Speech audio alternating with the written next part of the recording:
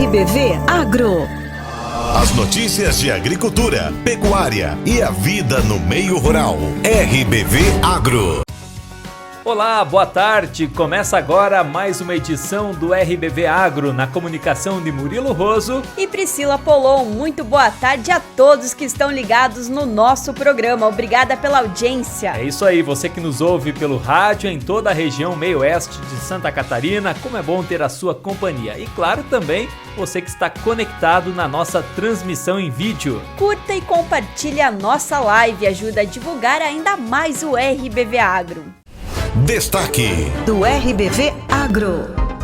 Os destaques do programa de hoje. Venda de pinhão segue proibida até o dia 31 de março. Engenheiro faz avaliação da qualidade da água do Rio do Peixe. E tem uma reportagem especial, a nossa equipe foi conhecer a nascente do Rio do Peixe. Como manter o jovem no campo? Procuramos a resposta e encontramos um exemplo. Estado de Santa Catarina inicia tratativas com o governo federal para levar internet para o campo. Mundo Pet, os cuidados que são necessários para ter uma calopsita em casa.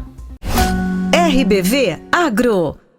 Nesta semana, lá na segunda-feira, 22 de março, foi o Dia Mundial da Água. E falar em água aqui na região meio-oeste de Santa Catarina é falar do Rio do Peixe. Nossa reportagem foi até o interior do município de Calmon, em uma região que fica a 1.250 metros de altitude, para conhecer a nascente do Rio do Peixe. E lá conhecemos o seu Davi Pontes, que preserva esse lugar privilegiado. Lá na fazenda dele, literalmente a água brota do solo. 300 quilômetros de extensão, banhando 28 municípios e abastecendo 400 mil pessoas com um elemento essencial para nossas vidas, a água. Estamos falando do Rio do Peixe. Localizado na região meio-oeste de Santa Catarina, o Rio do Peixe é um dos principais afluentes do grande Rio Uruguai. As águas se juntam no município de Alto Bela Vista. Mas antes de chegar até a foz, o Rio do Peixe percorre um longo caminho que começa no município de Calmon. É lá que a nossa reportagem foi conhecer a nascente do rio. Estamos na localidade de Putinga, região conhecida como Serra da Taquara Verde, a 1.250 metros do nível do mar. Seu Davi Pontes, 64 anos, mora neste lugar privilegiado. Aqui as primeiras nascentes do Rio do Peixe é aqui dentro do meu terreno aqui. Aqui a primeira dá uns 20, 30 metros, né? E daí tem as outras para baixo ali daí. É isso mesmo, o Rio do Peixe nasce não apenas de uma, mas de várias vertentes naturais de água. O presidente do Comitê da Bacia Hidrográfica do Rio do Peixe, Andrei Goldbach, explica essa característica. Geralmente o que a nossa população conhece é aquele afloramento, aquele olho d'água. E a nossa nascente não, ela nasce num leito longo, no qual aflora todo junto e ele vai permeando, sai, flora numa grande área de extensão e vai pegando um caminho preferencial, formando os primeiros 30 centímetros, 40 centímetros do nosso conhecido Rio do Peixe. Na propriedade do seu Davi, até a vegetação mais superficial é encharcada. Podemos dizer que aqui, literalmente, a água brota do solo. Pode ter até 5 metros de água para baixo aqui, né? Então, é por causa disso que ele treme assim. É o colchão de água, eles falaram. Seu Davi mostra algumas marcações que apontam onde estão as principais vertentes de água em sua propriedade. Antes de seguir a trilha do rio, fizemos uma pergunta que ele diz ter respondido dezenas de vezes. O senhor, seu Davi, se considera o dono do rio? Ele nasce dentro do meu terreno, só que eu não sou dono, né? Da água não, sou dono do terreno, né? Mas a água é a natureza, então é nossa. Saindo da área de banhado, já é possível ver as primeiras sangas. A água corre gelada e límpida e é inevitável beber um pouco para se refrescar.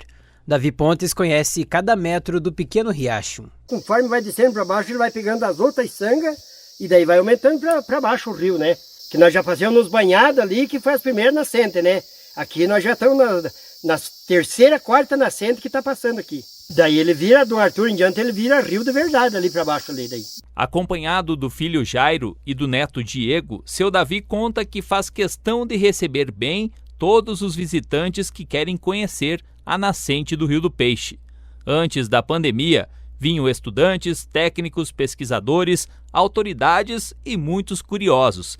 Ele comenta que já recebeu várias propostas, mas nem considera vender a fazenda. Tem aparecido horror de gente me comprar assim, aqui, até de outras cidades aqui, que eu me comprar aqui, a área que tem aqui. Daí eu perguntei para eles, vocês querem fazer o quê? Nós queremos fazer um ponto turístico aqui. Eu falei, gente, eu quero deixar essa herança aqui, eu quero deixar que nem meu pai deixou para mim, eu quero deixar para os filhos e para os netos. O presidente do Comitê do Rio do Peixe revela o sonho de um parque ambiental na nascente, mediante uma compensação financeira mensal ao proprietário. A ideia que nós estamos fazendo, vários projetos ambientais, é na questão de nós fazermos essa preservação, fazer um cercamento, né, para que não haja interferência humana, a interferência antrópica, para que não haja uma poluição desde a nascente do rio. Ali tinha que ser um parque ambiental de Santa Catarina. Enquanto isso não acontece, ou se é que vai acontecer, que o exemplo de preservação do seu Davi ajude a conscientizar cada um de nós, moradores do Vale do Rio do Peixe. Para que a água tenha qualidade em toda a extensão do rio. Uma coisa que eu peço assim, que o povo cuide da natureza. Faça que nem eu, porque a natureza, cuidar do rio, é cuidar mais do que a comida. Se nós não temos a água, nós não temos nada. Um grande abraço para o seu Davi, que nos recebeu muito bem por lá, o Jairo, filho dele também, e como disse a reportagem, que o exemplo deles sirva de reflexão para cada um de nós da importância de economizar água, cuidar do rio e da natureza. É isso aí, Murilo. Nós seguimos com o assunto do Rio do Peixe. O Andrei Goldbach, do Comitê da Bacia Hidrográfica do Rio do Peixe, faz uma análise sobre a qualidade da água do nosso rio. O comitê visa, como uma representação da comunidade, que nós temos que preservar o rio em qualidade e quantidade. Eu vejo assim que a atual situação do nosso rio, em quantidade, ela está relativamente boa. Chove na nossa região em torno de 1.760 milímetros por ano de chuva, uma quantidade muito boa de chuva. Nós temos uma gestão não tão boa. O que eu quero dizer essa gestão?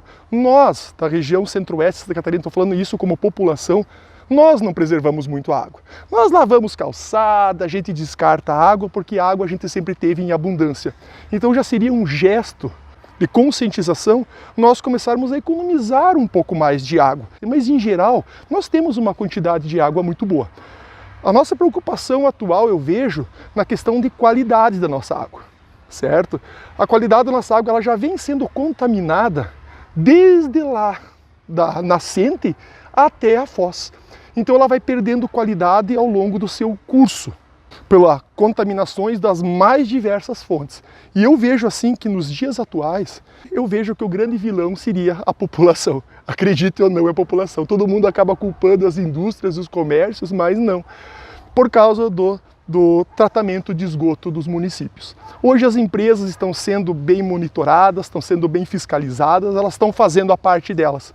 Mas hoje a comunidade, nós, comunidade, pessoas em casas, nós teríamos que pressionar um pouquinho os órgãos ambientais, prefeituras, incentivos, deputados, vereadores, para que incentivasse o tratamento de esgoto para que a gente possa ter um rio de melhor qualidade, certo? Mas eu digo, já foi pior.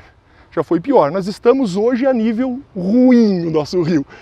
É conhecido como ótimo, os 5 níveis, ótimo, bom, razoável, ruim e péssimo. Nos últimos anos o nosso rio passou de nível péssimo para nível ruim. A nossa média é que chegue a um nível razoável daqui a algum pouco tempo. Mas isso eu e o Comitê do Rio do Peixe precisa também do apoio da população. Essa entrevista foi gravada na semana passada, quando o Andrei ainda era o presidente do Comitê do Rio do Peixe. Nesta semana, essa função foi assumida pelo engenheiro ambiental Maurício Perazzoli. Perazzoli já atuava na vice-presidência na última gestão. O Comitê do Rio do Peixe é composto por representantes de 30 entidades. O principal objetivo é participar do gerenciamento dos recursos hídricos da bacia hidrográfica do Rio do Peixe. RBV Agro.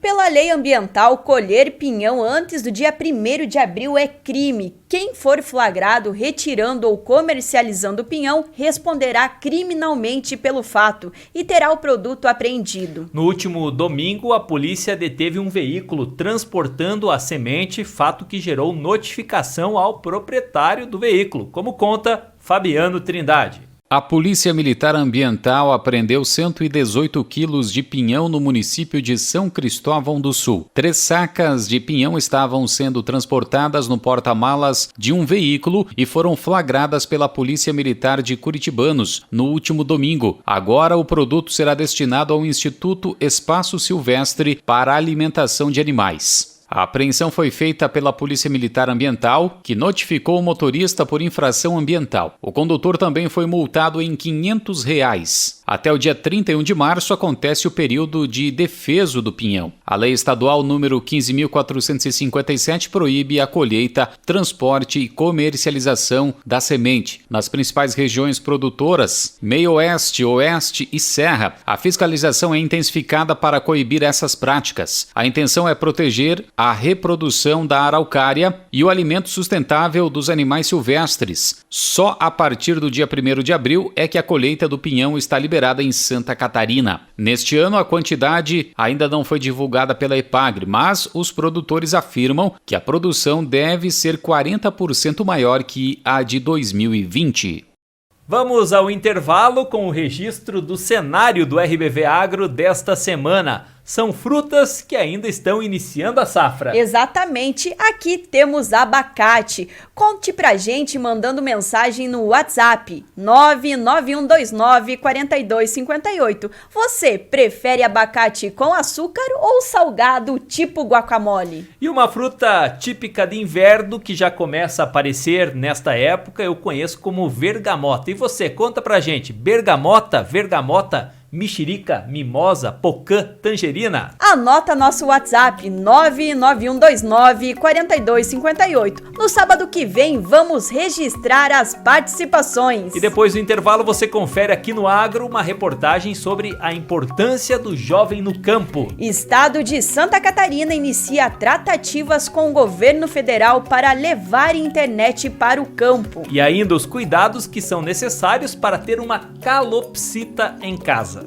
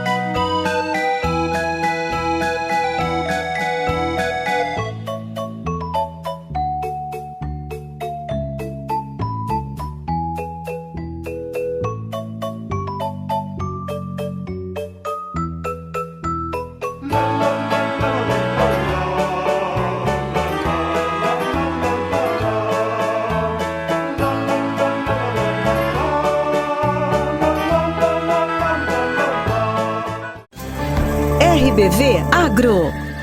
As notícias de agricultura, pecuária e a vida no meio rural. RBV Agro. O RBV Agro está de volta com aquele momento que todos esperam, os recados dos ouvintes e internautas que acompanham o nosso programa. Começamos com o Diego Masson, ele enviou belas imagens do município de Ibicaré, a capital catarinense do rodeio. Tem foto de paisagem, de natureza e um lindo registro do Rio do Peixe. Que maravilha! Quem nos acompanha pela internet tá vendo. Obrigado, Diego! A Leni, da linha Paiol da Pedra, município de Macieira, mandou um vídeo da mãe dela que está se recuperando de um câncer e, segundo ela, está muito bem neste pequeno paraíso. Que bom! E tem vídeo dela e do bisneto Davi Arthur tratando os animais, galinha, peru, pato, ganso, tem de tudo lá. Boa recuperação para sua mãe, Leni. Um abraço a todos que nos ouvem em Macieira. O Sérgio Valmórbida de Fraiburgo mandou fotos da propriedade dele, de flores,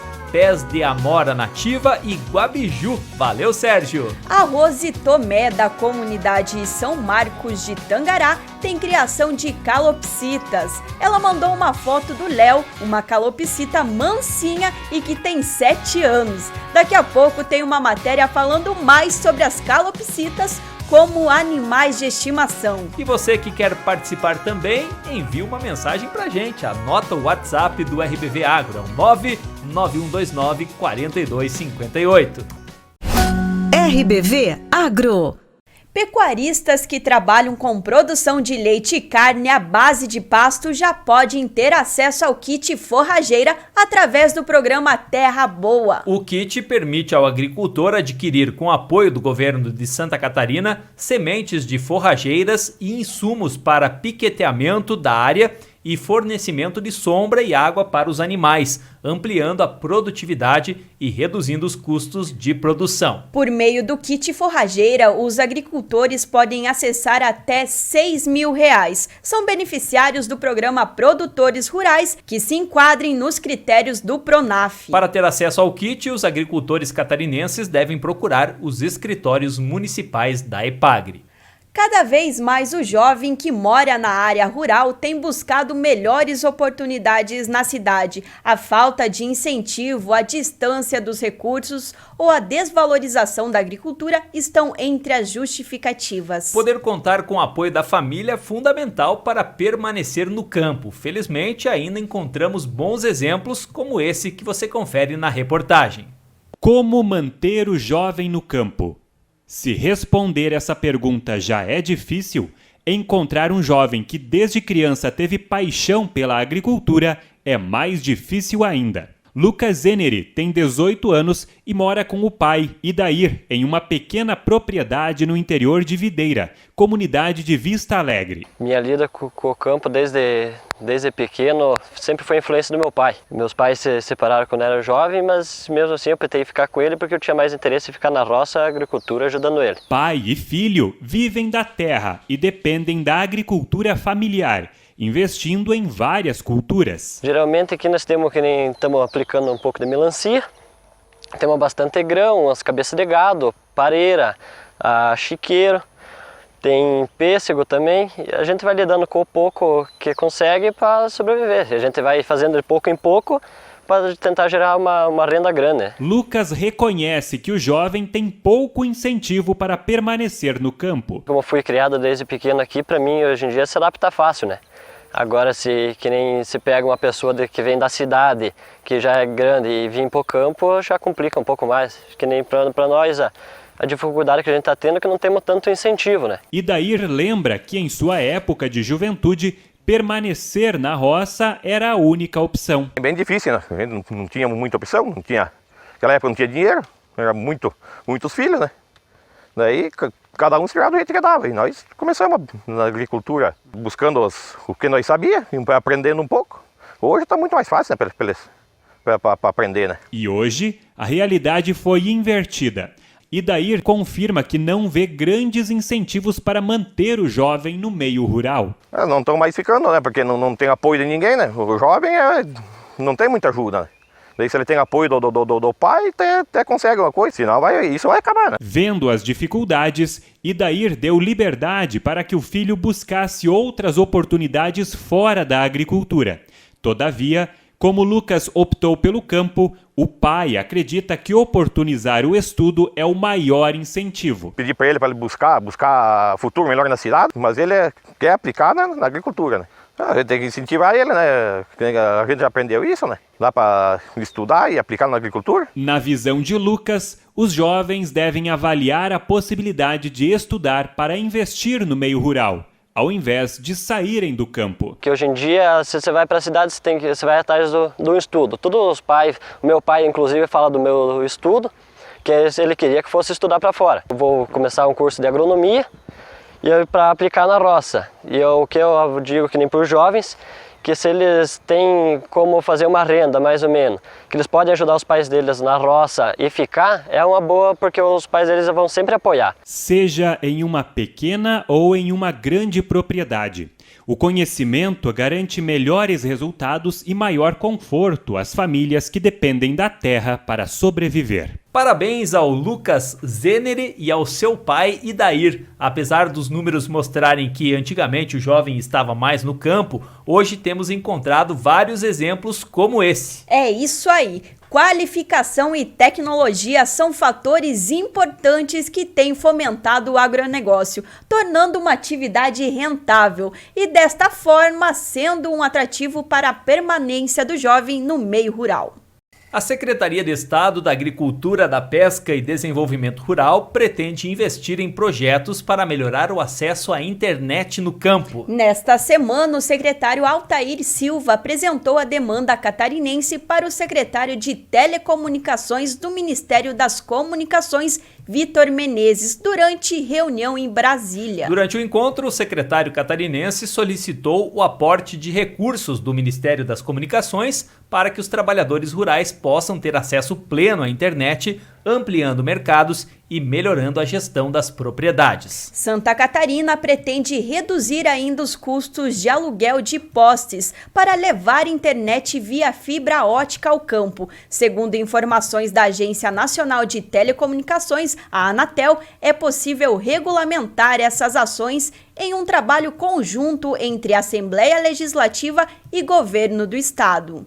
E o secretário de Estado da Agricultura, Altair Silva, informou que nesta semana foi iniciado o pagamento de valores referentes ao Auxílio Estiagem 2020 para os municípios de Santa Catarina. Ao todo, 100 municípios foram contemplados e estão recebendo R$50 mil. A Secretaria da Agricultura está repassando aos municípios catarinenses que se habilitaram de acordo com os decretos de emergência para um total de 100 municípios, R$50 mil. E todos que preencheram a documentação, esse processo teve que passar pela Procuradoria-Geral do Estado para ter a sua validação.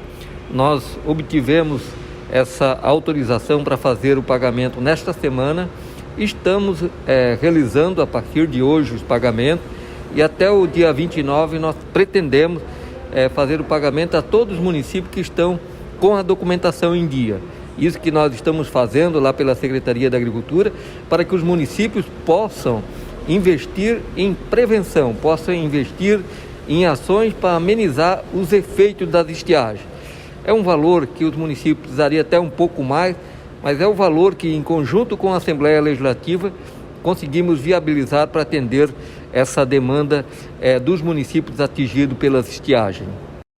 O milho é o principal insumo das agroindústrias que transformam a proteína vegetal em proteína animal. Sua escassez ou supervalorização, em razão das imensas quantidades necessárias, pode desequilibrar algumas das mais longas e complexas cadeias produtivas. É o caso da produção de aves e suínos. Confira na reportagem.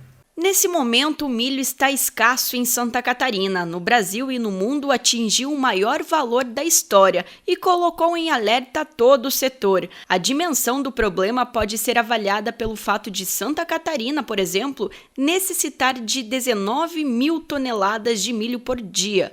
O presidente da Associação Catarinense de Avicultura e diretor do Sindicato das Indústrias de Carnes e Derivados do Estado de Santa Catarina, José Antônio Ribas Júnior, já concluiu que a indústria da carne não conseguirá repetir o excelente desempenho de 2020.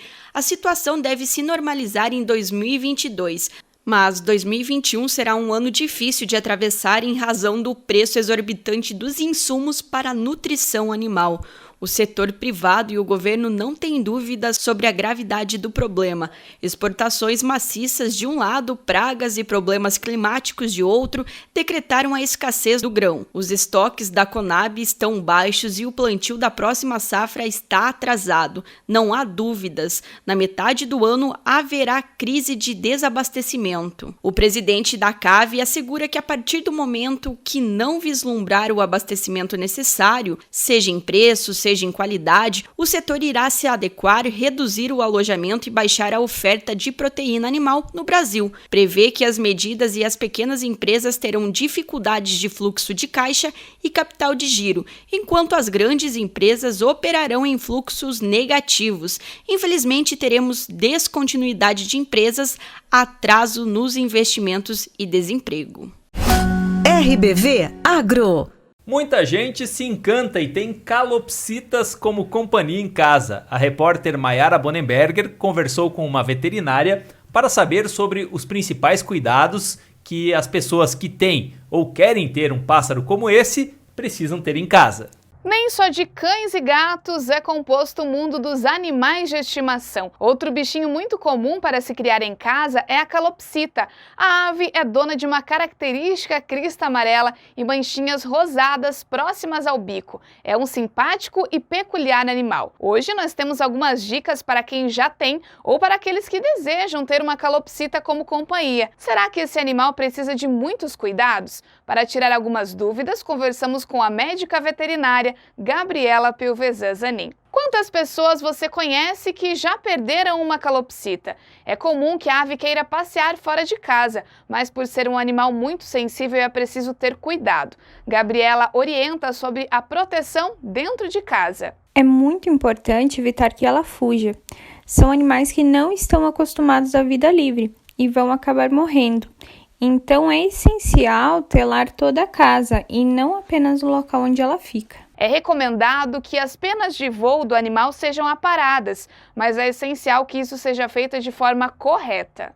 Esse é um manejo feito principalmente para a segurança da ave. É recomendado que as penas de voo sejam aparadas, e isso evita o sofrimento da ave e dos próprios tutores também. O corte correto ele não causa dor, embora elas não gostem muito. Se o corte for errado, ela pode voar, e se o corte for apenas de um lado, ela pode cair em forma de parafuso e ter sérios problemas. Erros na alimentação podem deixar o animal propenso a doenças. Gabriela reforça alguns pontos sobre esses cuidados. A dieta ideal para pássaros deve ser 70% de ração extrusada e 30% de itens naturais, como frutas, legumes, verduras escuras. Ainda sobre alimentação, dietas à base de sementes são extremamente gordurosas e calóricas, além de poucos nutritivas para as aves. Esse tipo de alimento causa deficiências de vitaminas e minerais, o que pode ocasionar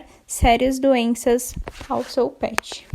Sonolência, diminuição ou aumento do apetite, dificuldade respiratória, vômitos e diarreia podem ser sinais de doenças graves. Então, a procura de um médico veterinário é essencial para assegurar a vida e o bem-estar do seu animal de estimação. Para o RBV Notícias, Mayara Bonenberger. E Murilo, tem muita calopsita que assobia música, hino de time, é um animal muito inteligente. Inteligente não sei, aí vai depender de qual time ele assobia o hino, não é mesmo? Bom, brincadeiras à parte, as calopsitas são realmente um show e tem que cuidar bem do bichinho, né? Exatamente, mas pessoal, um abraço, fim de papo aqui no RBV Agro e obrigada pela audiência. Valeu, gente. Você que ficou ligado do início ao fim do nosso programa, no campo, na cidade, em toda a região meio-oeste de Santa Catarina e, claro, todos que nos acompanham também pela internet. Até sábado que vem. Bom final de semana. Até lá. RBV Agro. As notícias de agricultura, pecuária e a vida no meio rural. RBV Agro.